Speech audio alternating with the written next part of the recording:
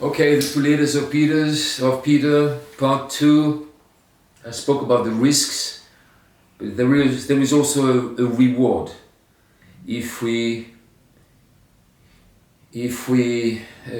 carry on, and if we face the risks, don't ignore them, don't underestimate them. Peter obviously did not. That's why he proactively sat down at his desk, whatever it was, maybe it was in prison, I don't know, and began to pen down certain things to help them, because he knew there is a risk and the enemy is present in that situation. So there is a reward which we will experience if you choose not to settle down, or to stagnate, or to just contemplate the situation without any what can I say, any desire or any attention, or intimidated by our emotions and by the present, not only the virus situation, but the effects of it.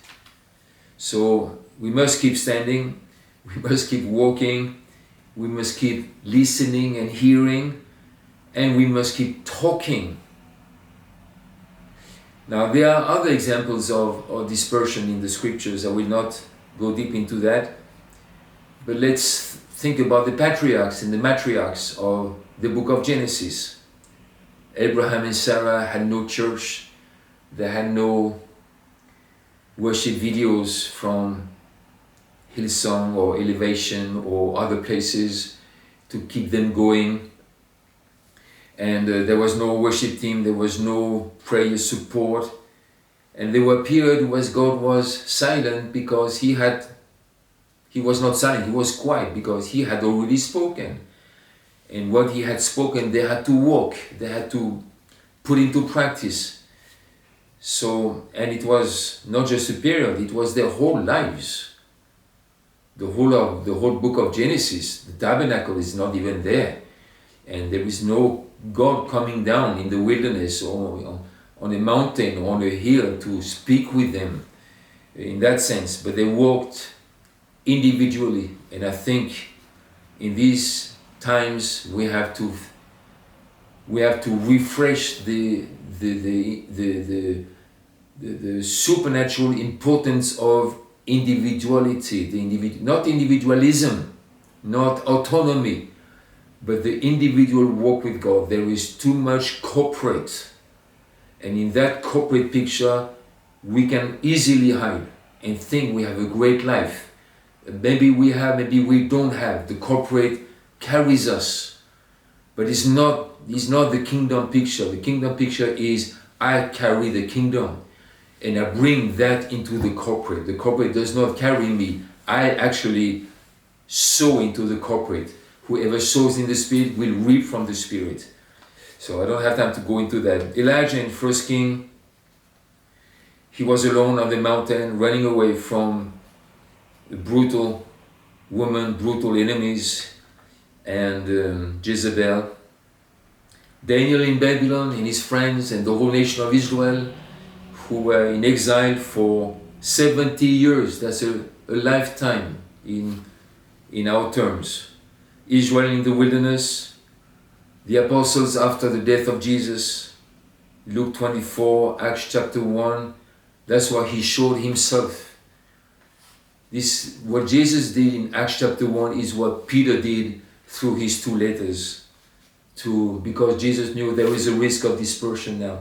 Actually, dispersion has already crept into their emotions, their minds, and their thinking. So Jesus showed himself alive for days and speaking to them about the issues concerning the kingdom. So he didn't keep them alive through worship, he kept them alive through words.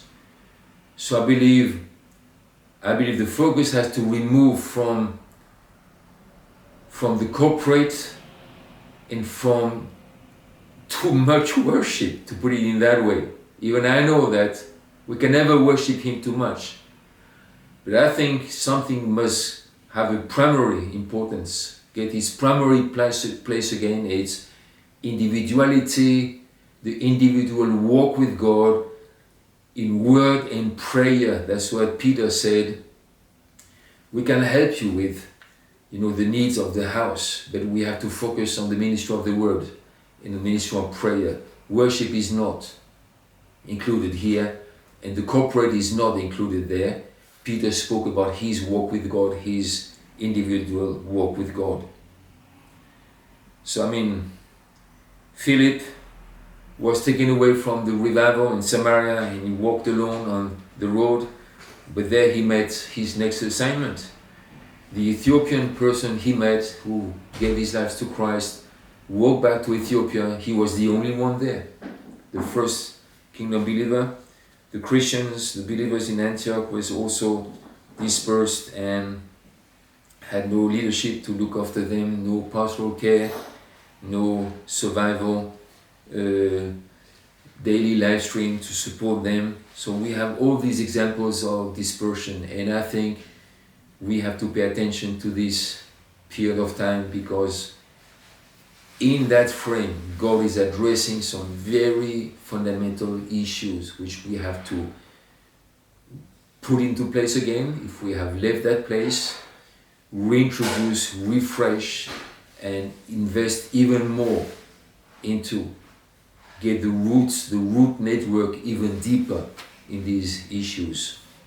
So that was my video number 2, and we'll come back to some of the main thoughts Peter sent to them through his 2 letters in the message part 3.